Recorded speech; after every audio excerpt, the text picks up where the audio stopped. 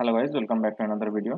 तो ये Laravel and Angular project API authentication with Laravel Passport का थर्ड पार्ट है। तो इस पार्ट में हम लॉगिन सिस्टम डिजाइन करेंगे, जहां से हम फ्रंट एंड से यूज़र नेम और पासवर्ड बैकएंड में भेजेंगे, और बैकएंड में उस यूज़र नेम और पासवर्ड को ऑथेंटिकेट करेंगे। फिर एक टोकन रिटर्न करेंगे, जिसके जरिए हम जो ऑथोराइज जो एपीआई कॉल है वो कर सकते हैं। तो पहले हम बैकएंड डिजाइन करेंगे, फिर उसके बाद फ्रंट एंड में चलते हैं। First of all, if you are new to this channel, please subscribe this channel and click on the bell button for more videos like this. तो बैकएंड हमारे पास लारावल यूज़ कर रहे हैं। तो प्रीवियस वीडियो में हमने पासपोर्ट को Laravel पे सेटअप किया था। तो इस वीडियो में हम लॉगिन सिस्टम डिजाइन करते हैं। तो सबसे पहले देखते हैं कौन से डायरेक्टरी में है। तो सबसे पहले लारावल का जो डायरेक्टरी है उसमें चलते हैं। तो लारावल और एलएस, ओके। तो ये रहा आर्टिसन फाइल। तो हम इस डायरेक्टरी में हैं। तो पहले सर्वर को रन करते हैं, php artisan सर्व। तो ये रहा हमारा लारावल प्रोजेक्ट, ओके। तो नया टर्मिनल खुलता है, ओके। तो इसमें भी आपको लारावल का जो डायरेक्टरी है उसमें जाना होगा, cd, ओके। तो यहाँ पे हम राउट फोल्डर में जाएंगे और यहाँ पे एपीआई फोल्डर में जाएंगे, ओके ओके। तो जब हम नॉर्मल लारावल प्रोजेक्ट बना रहे थे, तो वेब में जो फाइल है इसमें हम हमारा राउट डिफाइन कर रहे थे। लेकिन जो कि हम एपीआई सीरीज बना रहे हैं, जो कि हम एपीआई बना रहे हैं, तो हमारा जितना भी राउट होगा वो एपीआई में होगा, ओके। वेब और एपीआई में डिफरेंस ये है कि आप वेब में जितना भी राउट है वो आप इसका जो लोकल होस्ट, मतलब इसका जो लोकल नेटवर्क है उससे ही इसको एक्सेस कर सकते हैं।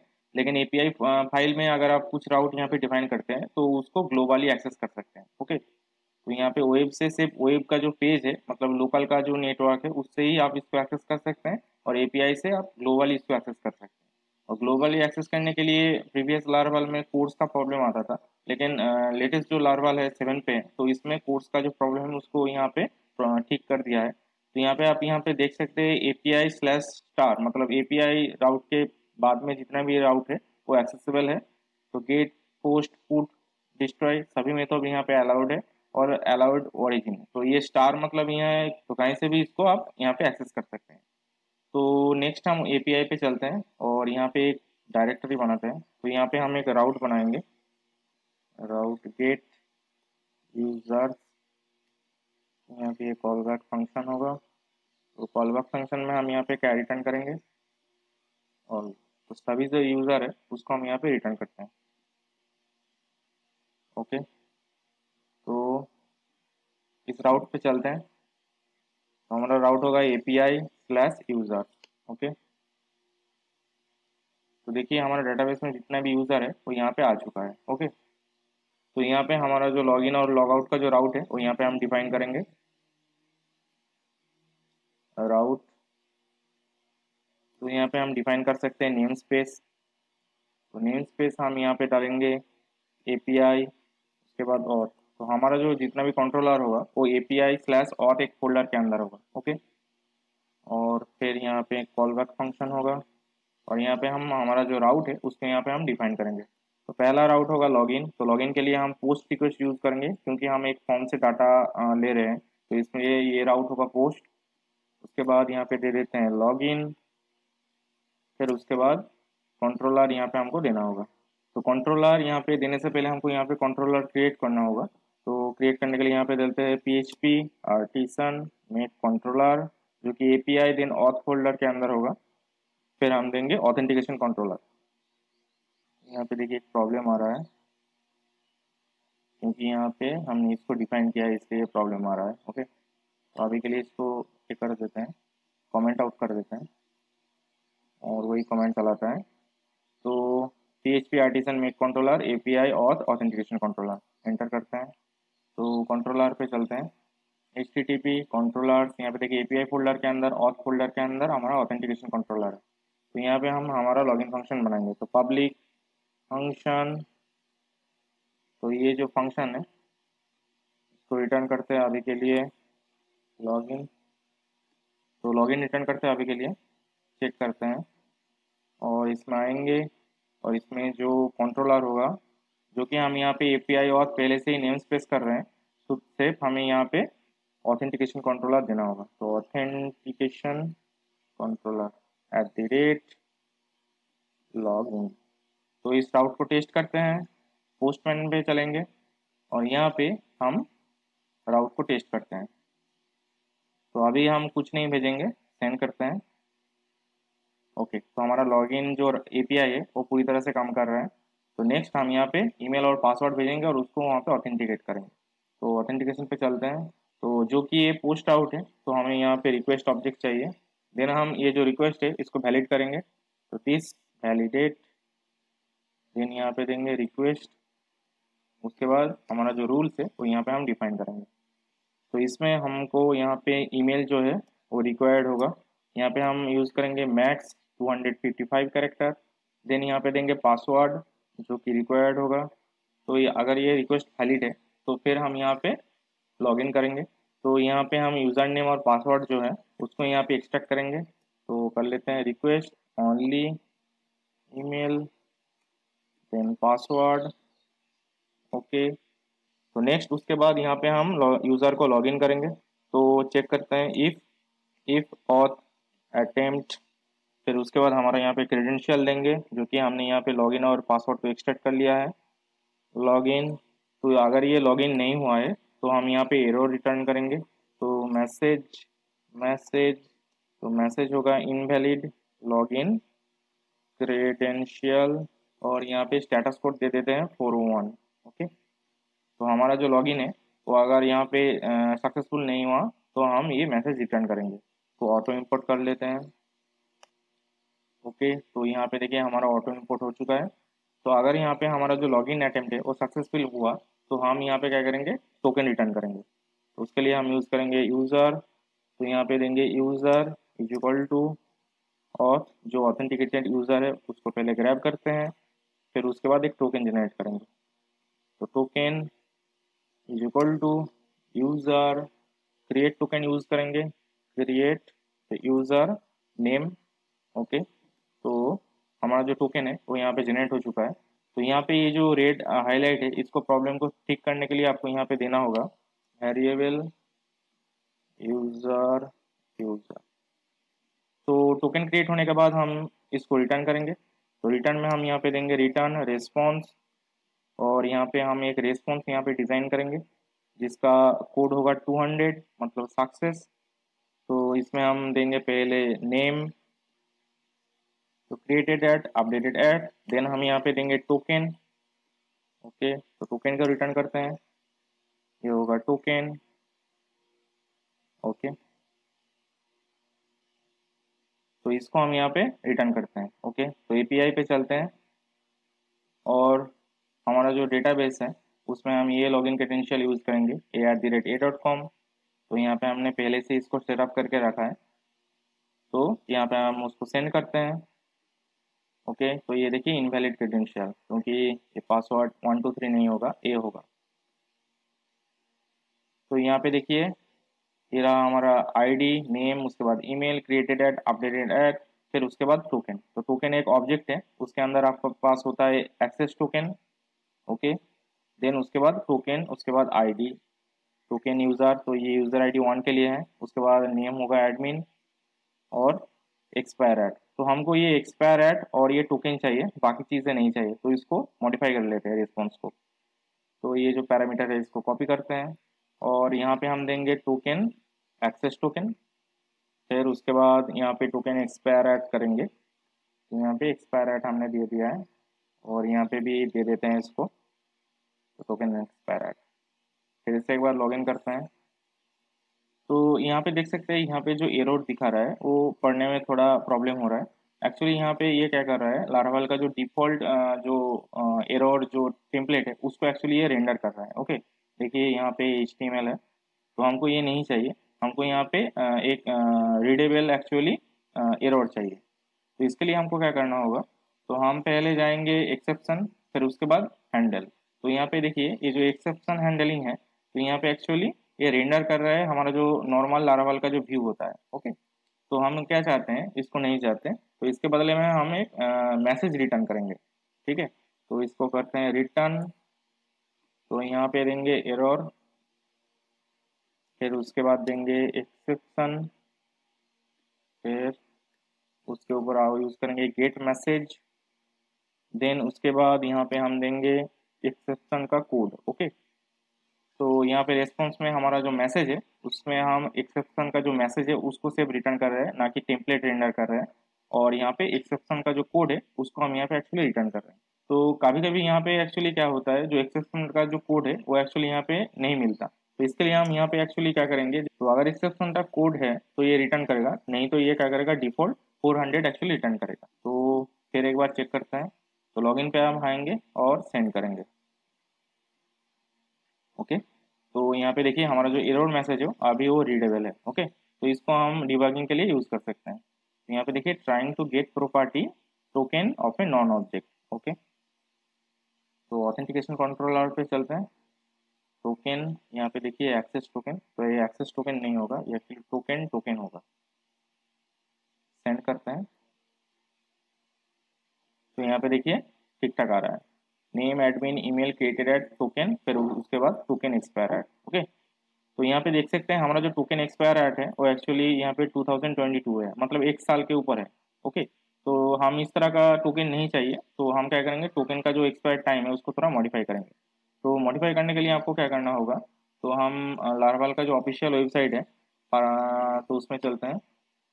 ओके, तो यहाँ पे देखिए कॉन्फ़िगरेशन में टोकन लाइफ टाइम है, तो इसको क्लिक करेंगे। तो यहाँ पे देखिए by default passport token use long lived access token, ठीक है, जो कि एक AER के बाद एक्सपायर हो जाएगा, तो इसको हम यहाँ पे चेंज करेंगे। तो यहाँ पे आप टोकन, रिफ्रेश टोकन और पर्सनल एक्सेस टोकन सभी को यहाँ पे चेंज कर सकते हैं। पर्सनल टोकन और यहाँ पे जो टोकन एक्सपायरिंग और रिफ्रेश टोकन एक्सपायरिंग जो है, तो ये जो टोकन है जब हम OAuth 2 यूज़ करेंगे तो उसमें जो टोकन और रिफ्रेश टोकन जनरेट होगा उसके लिए ये जो ऊपर वाला जो लाइन है वो लाइन काम आता है। और हम जो कि यहाँ पे मैनुअली एक एक्सेस टोकन यूज़ कर रहे हैं, इसको पर्सनल एक्सेस टोकन भी बोलते हैं, तो ये लाइन हमको यहाँ पे चाहिए। ओके, तो इसको हम यहाँ पे डिफॉल्ट 1 ईयर है, तो यहाँ पे हम इस लाइन को यहाँ पे कॉपी कर लेंगे। और हम यहाँ पे ऑथेंटिकेशन प्रोवाइडर पे चलते हैं, HTTP, देन यहाँ पे provider, auth service provider. Okay, तो यहाँ पे देखिए हमने पासपोर्ट राउट यहाँ पे डिफाइन किया था, तो यहाँ पे ही हमको वो जो एक्सपायर टाइम है उसको यहाँ पे डिफाइन करना होगा। तो यहाँ पे देखिए पर्सनल एक्सेस टोकन एक्सपायरिंग, तो नाउ उसके बाद ऐड 6 मंथ है, मैं इसको ऐड डेज करूँगा। तो यहाँ पे हमने हमारा जो personal access token expire time है उसको 7 दिन के लिए यहाँ पे कॉन्फ़िगर किया है। तो फिर से एक बार लॉगिन करते हैं, तो यहाँ पे देखिए हमारा जो टोकन एक्सपायर टाइम है वो एक्चुअली 7 दिन के लिए है। तो अभी जो डेट है वो है 06 और ये एक्सपायर होगा 17 तारीख को। ओके, तो हमारा जो बैक एंड है वो यहाँ पे तैयार हो चुका है।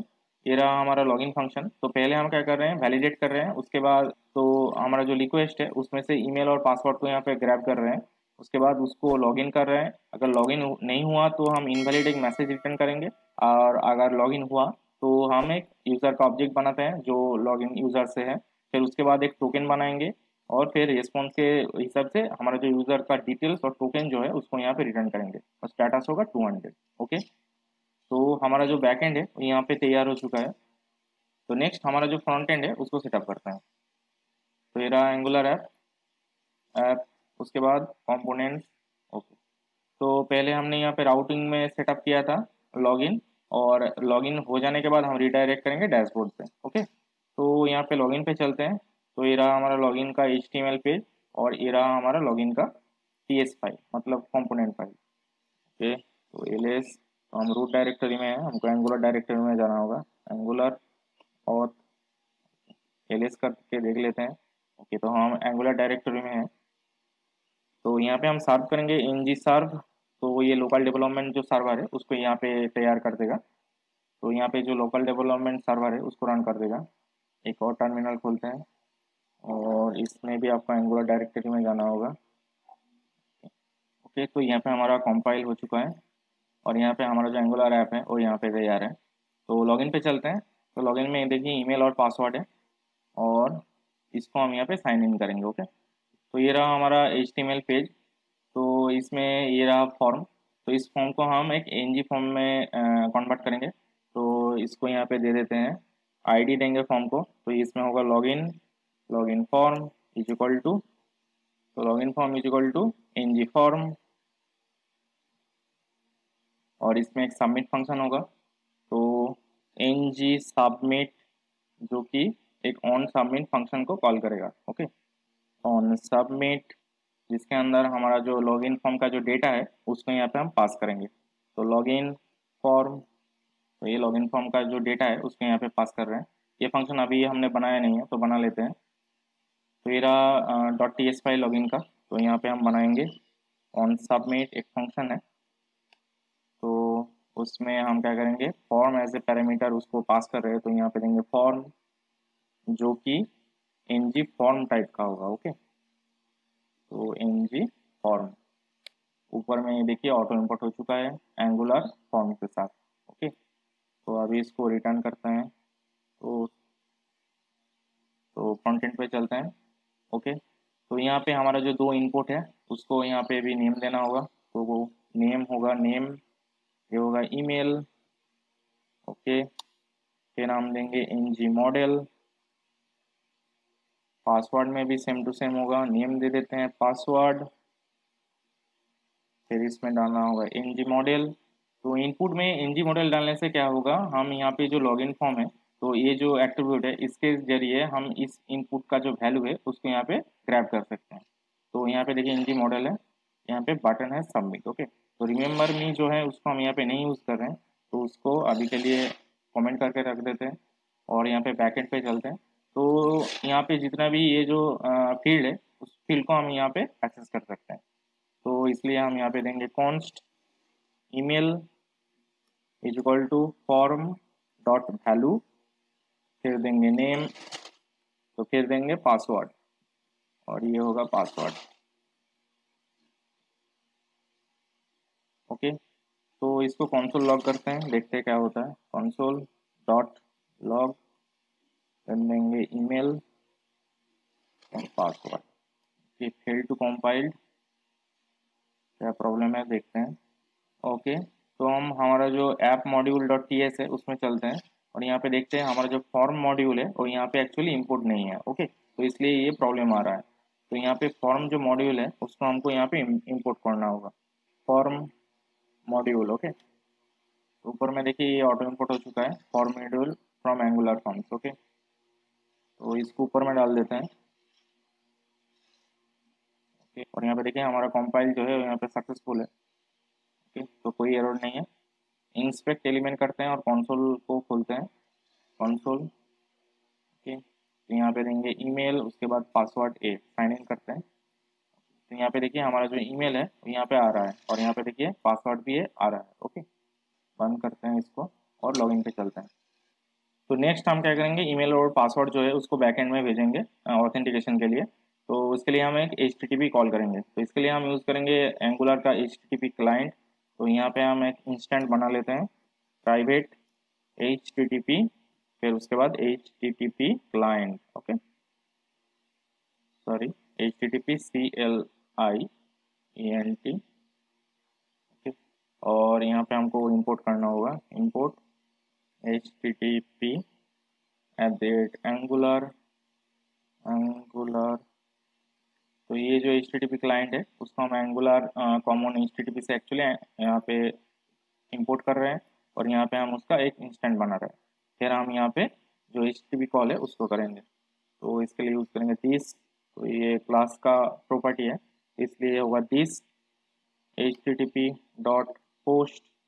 तो पोस्ट में हम यहाँ पे क्या भेजेंगे, तो पोस्ट का जो राउट है वो होगा लॉगिन, तो जो पाथ होगा वो होगा लोकल होस्ट, तो लोकल होस्ट 8000 API लॉगिन। फिर उसके बाद हम यहाँ पे डेटा भेजेंगे, तो डेटा में क्या होगा, डेटा में होगा email, email is equal to email, then password is equal to password. फिर उसके बाद हम यहाँ पे क्या करेंगे, सब्सक्राइब करेंगे। सब्सक्राइब में क्या होगा, ये एक्चुअली एक कॉल बैक फंक्शन होगा जो कि रेस्पॉन्स रिटर्न करेगा। तो जो भी रेस्पॉन्स है उसको हम क्या करेंगे, यहाँ पे कंसोल लॉग करते हैं, कंसोल लॉग, फिर उसके बाद रेस्पॉन्स, और जो सेकंड पैरामीटर है वो है एरर। तो अगर कुछ एरर है तो ये उसको भी यहाँ पे ग्रैब करेगा, यहाँ पे देंगे एरर। ओके, तो इसको ट्राई करते हैं। ओके, तो लॉगिन पे चलते हैं। तो यहाँ पे देखिए एरर आ रहा है, no provider for HTTP client. Okay, तो हमारा जो app module dot T S है, इसमें हमने HTTP का जो मॉड्यूल है वो उसको यहाँ पे इंपोर्ट नहीं किया है, इसलिए ये प्रॉब्लम आ रहा है। ओके, तो यहाँ पे इंपोर्ट कर लेते हैं HTTP। तो इसमें देंगे HTTP क्लाइंट मॉड्यूल। तो यहाँ पे देखिए ऊपर में इंपोर्ट हो चुका है, तो इसको टॉप में ले चलते हैं। तो यहाँ पे जितना भी हम एंगुलर का मॉड्यूल यूज़ करेंगे, तो उसको आपको यहाँ पे जो ऐप डॉट मॉड्यूल है उसमें इसको इंपोर्ट करना होगा, नहीं तो ये काम नहीं करेगा। तो यहाँ देखिए एनजी मॉड्यूल है, इंपोर्ट है। तो उसके बाद देखिए ब्राउज़र मॉड्यूल है, forms module, app routing module, उसके बाद क्लाइंट मॉड्यूल। तो फॉर्म मॉड्यूल को हम यहाँ पे फॉर्म वैलिडेट करने के लिए यूज़ कर रहे हैं, और फॉर्म से डाटा एक्सेस करने के लिए यूज़ कर रहे हैं। और HTTP क्लाइंट मॉड्यूल को HTTP कॉल करने के लिए यूज़ कर रहे हैं। और यहाँ पे आपको उसको सभी जो मॉड्यूल है उसको यहाँ पे इंपोर्ट करना होगा। तो अभी चलते हैं। तो ये देखिए और प्रॉब्लम नहीं आ रहा है, तो लॉगिन पे चलते हैं। तो इसमें देंगे A, साइन इन करते हैं। तो यहाँ पे देख सकते हैं हमारा जो रिस्पॉन्स है वो आ चुका है, क्रिएटेड एट, फिर उसके बाद ईमेल नेम, ये रहा हमारा टोकन, और टोकन एक्सपायर टाइम और अपडेटेड टाइम। ओके, तो ये जो टोकन है इसको हम क्या करेंगे, हमारा जो लोकल स्टोरेज है उसमें हम उसको सेव करेंगे। ओके, तो जो कि हम यहाँ पे जावास्क्रिप्ट यूज़ तो जो कि हम यहाँ पे जावास्क्रिप्ट यूज़ कर रहे हैं, तो यहाँ पे आपको सेशन नहीं मिलता, तो इसके लिए हम यूज़ करेंगे ब्राउज़र का जो लोकल स्टोरेज है। तो इसमें हम क्या करेंगे, जो कंसोल लॉग जो रिस्पॉन्स है उसको यहाँ पे ब्राउज़र का जो लोकल स्टोरेज है उसमें हम स्टोर करेंगे। तो local storage dot set item is equal to, फिर हम इसमें देंगे यूज़र, फिर उसके बाद जो भी रेस्पॉन्स आ रहा है तो ये ऑब्जेक्ट है उसको हम यहाँ पे स्टोर करेंगे। ओके, तो इसको आप यहाँ पे एक्चुअली यहाँ पे इस तरह से स्टोर नहीं कर सकते, तो इसलिए हम यहाँ पे यूज़ करेंगे एनी। ओके, तो जो रेस्पॉन्स आ रहा है उसको हम यहाँ पे स्टोर कर रहे हैं।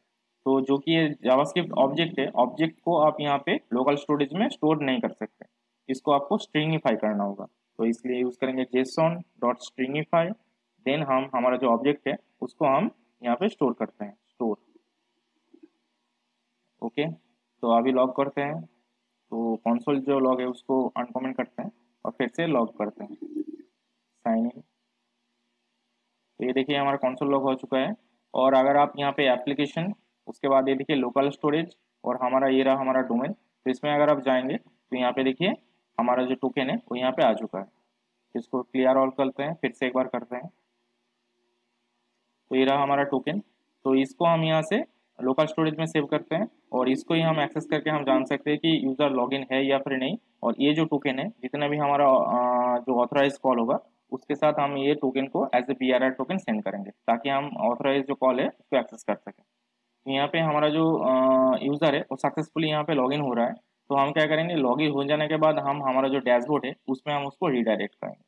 तो चलते हैं एक बार डैशबोर्ड पे। तो हमारा जो लॉगिन कंट्रोलर है उसमें चलते हैं। तो यहाँ पे हमने ये जो लॉगिन कंसोल है इसको बंद करते हैं। तो लोकल स्टोरेज में हमने इसको सेट कर दिया है। फिर हम क्या करेंगे, रीडायरेक्ट करेंगे, रीडायरेक्ट टू डैशबोर्ड। ओके, तो रीडायरेक्ट टू डैशबोर्ड यूज़ करने के लिए हमको यूज़ करना होगा, तो रीडायरेक्ट टू डैशबोर्ड, तो रीडायरेक्ट करने के लिए हमको यहाँ पे राउटर मॉड्यूल चाहिए एंगुलर का। तो उसको यहाँ पे हम यूज़ करेंगे। तो प्राइवेट राउटर, तो राउटर मॉड्यूल होगा ये। ओके, तो ये देखिए एंगुलर राउटर ऊपर में इंपोर्ट हो चुका है। तो ऊपर में ये इंपोर्ट हो चुका है, तो अब हम इसको यूज़ कर सकते हैं। तो this dot router dot navigate के बाद एक एरे होगा, और उसके अंदर हम हमारा जो डैशबोर्ड का जो राउट है उसको हम यहाँ पे डाल देंगे कोड। ओके, तो यहाँ पे देखिए ये जो राउट है यहाँ पे डैशबोर्ड पे रिडायरेक्ट हो रहा है। तो टेस्ट करते हैं एक बार, ये साइन इन। तो ये देखिए हमारा जो राउट है वो डैशबोर्ड पे रिडायरेक्ट हो रहा है। ओके, तो रिडायरेक्ट हो जाने के बाद हम क्या करेंगे, इसमें हमारा यूज़र और यूज़र नेम जो है उसको यहाँ पे दिखाएंगे। ओके, तो डैशबोर्ड मॉड्यूल पे चलते हैं। डैशबोर्ड कंपोनेंट है ये, और डैशबोर्ड मॉड्यूल। ओके, तो ये रहा हमारा डैशबोर्ड कंपोनेंट का TS फाइल। तो इसमें हम क्या करेंगे, हमारा जो यूज़र इन्फॉर्मेशन है उसको ग्रैब करेंगे सर्वर से, और इसका जो टेम्पलेट है उसमें हम विजुलाइज करेंगे। ओके, तो यहाँ पे जो एन जी ऑन इनिट है, तो ये फंक्शन जब भी हमारा जो कंपोनेंट है वो रन करता है और लोड होता है, तो ये फंक्शन रन करता है। तो हम जब ऑन लोड होगा तभी हम जो यूज़र का जो इन्फॉर्मेशन है उसको ग्रैब करेंगे। तो इसके लिए हम यहाँ पे HTTP कॉल यूज़ करेंगे। तो कॉल यूज़ करने के लिए सेम टू सेम हमारा लॉगिन फंक्शन में जैसे हमने किया था वैसे ही करना होगा। तो प्राइवेट HTTP, तो ये टाइप होगा HTTP क्लाइंट, तो ये ऊपर में ऑटो इम्पोर्ट हो चुका है। और नेक्स्ट हम यहाँ पे जो HTTP कॉल है उसको हम यहाँ पे देंगे। ओके, तो this dot HTTP dot get, okay, then उसके बाद API/यूज़र। ओके, तो ये जो कि एक ऑथराइज राउट है, और तो जो कि ये ऑथराइज राउट है इसको हम हेडर में क्या करेंगे, हमारा जो लोकल स्टोरेज में टोकन हमने स्टोर किया था उसको as a header BRR token पास करेंगे। ओके, तो इसमें दे देते हैं हेडर। तो हेडर्स, जो कि हेडर्स एक वेरिएबल होगा, तो इसको हम यहाँ पे बनाएंगे const headers is equal to new HTTP headers. तो ऊपर में ये देखिए ऑटो इम्पोर्ट हो चुका है, और इसको हम यहाँ पे डिफाइन करेंगे। हेडर में पास करेंगे ऑथोराइज्ड, ऑथोराइजेशन, बैकटिक इसमें देंगे। तो यहाँ पे ये 6 का स्ट्रिंग कॉन्केटिनेशन यूज़ कर रहा हूँ, BRR। देन उसके बाद यहाँ पे हमको टोकन जो है उसको पास करना होगा, टोकन दे देते हैं। तो टोकन हम यहाँ पे जो वेरिएबल है उसको हमने यहाँ पे नहीं बनाया है, तो इसको अभी के लिए यहाँ पे डिफाइन कर देते हैं token, token is equal to null. Okay, तो जो टोकन है उसको हम लोकल स्टोरेज से ग्रैब करेंगे। तो लोकल स्टोरेज में जो हमने यूज़र की के साथ जो हमने वैल्यू वहाँ पे स्टोर किया था, तो उसको पहले ग्रैब करते हैं। तो user is equal to local storage get item, then उसके बाद आइटम को जिस की के साथ हमने जो वहाँ पे स्टोर किया था वो होगा यूज़र। तो ये एज ए स्ट्रिंग आ रहा है, तो इसको हमको जेसॉन ऑब्जेक्ट में कन्वर्ट करना होगा। तो const user object is equal to JSON dot parse, तो इसको हम जेसॉन में पार्स करेंगे, फिर उसके बाद यूज़र। ओके, तो जेसॉन पार्सर एक्चुअली ये एक स्ट्रिंग एक्चुअली ये एक्सेप्ट करता है। तो हमको यहाँ पे क्या करना होगा, यूज़र इसको एनी कर देते हैं और इसको कंसोल लॉग करेंगे। ओके, तो यूज़र ऑब्जेक्ट, तो डैशबोर्ड पे चलते हैं। तो यहाँ पे देखिए हम लोकल स्टोरेज से जो हमने डाटा यहाँ पे स्टोर किया था, तो वो हम यहाँ पे एक्सेस कर रहे हैं। ओके, तो इसमें से हम क्या करेंगे, टोकन को एक्चुअली ग्रैब करेंगे। तो user object dot token, okay, token, तो टोकन को हम यहाँ से भेज रहे हैं। तो इसको अभी के लिए डिलीट कर देते हैं, और हम ये जो HTTP हमने जो रिक्वेस्ट भेजा है उसको सब्सक्राइब करेंगे। ओके, तो रिस्पॉन्स में हम क्या करेंगे, console डॉट लॉग, उसके बाद रिस्पॉन्स। ओके, और सेकंड पैरामीटर आएगा एरर। तो नेक्स्ट जो पैरामीटर है वो एरर, तो एरर को भी हम यहाँ पे console लॉग करेंगे। तो console डॉट लॉग, उसके बाद एरर। ओके, देखते हैं क्या होता है। वेट, ओके,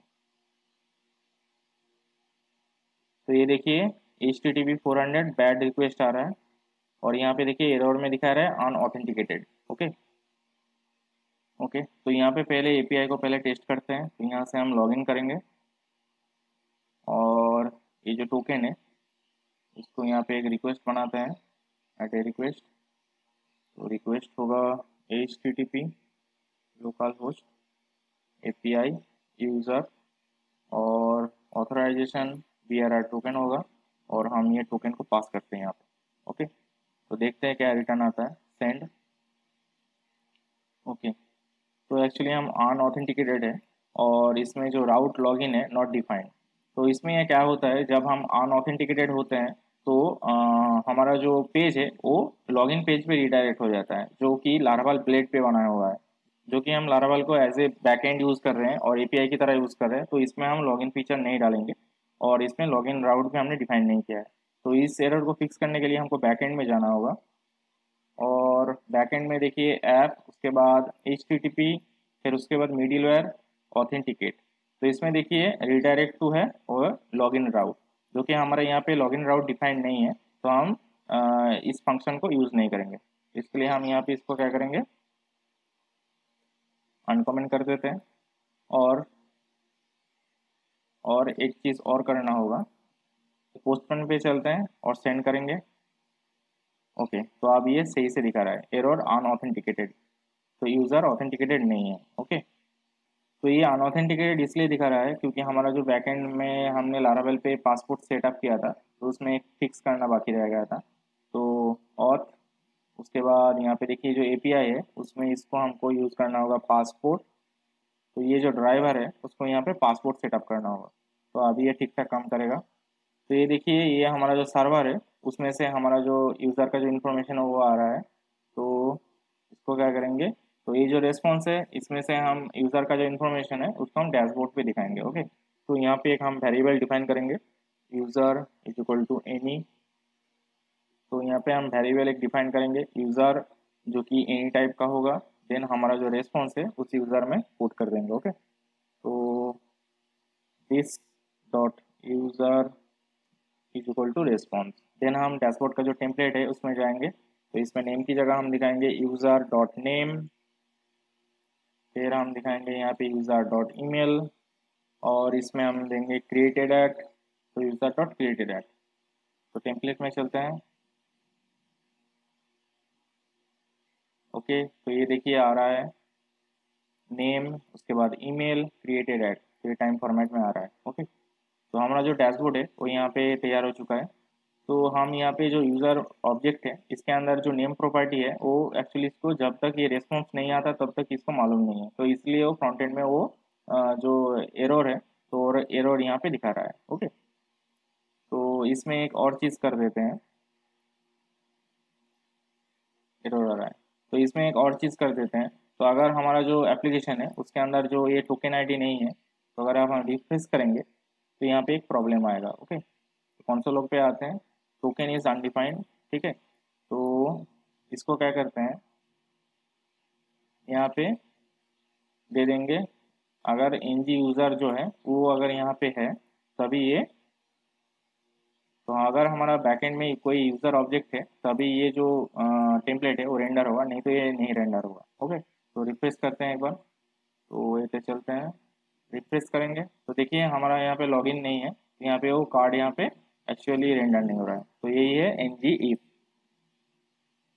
तो यहाँ पे देख सकते हैं हमारा जो कार्ड है वो कार्ड यहाँ पे रेंडर नहीं हो रहा है। तो अगर हम यहाँ पे लॉगिन होंगे a@a.com ए साइन इन, तो देखिए अब हमारे पास डिटेल्स है, तो यहाँ पे इसलिए हमारा जो लॉगिन है वो यहाँ पे लॉगिन हो रहा है। ठीक है, तो ये हुआ हमारा लॉगिन और डैशबोर्ड कंपोनेंट।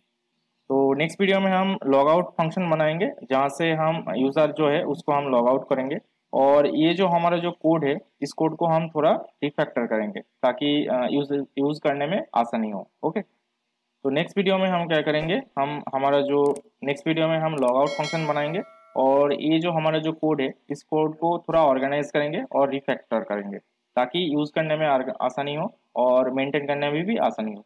और उसमें हम हमारा जो एरर है उस एरर को हम फ्रंट एंड में जो हमारा जो फॉर्म है उस फॉर्म में हमें दिखाएंगे ताकि यूज़र को मालूम हो जो बैक एंड से जो भी एरर आ रहा है तो यूज़र उस एरर को यहाँ पे एक्चुअली विजुलाइज कर सके। तो अगर वीडियो पसंद आया तो लाइक कर दीजिए और चैनल को सब्सक्राइब कर लीजिए। अगर इस तरह का वेब डेवलपमेंट प्रोजेक्ट आपको देखना है तो मैं इस चैनल पे धीरे धीरे बहुत सारा वेब डेवलपमेंट प्रोजेक्ट डालूँगा। तो अंटिल नेक्स्ट टाइम, बाय।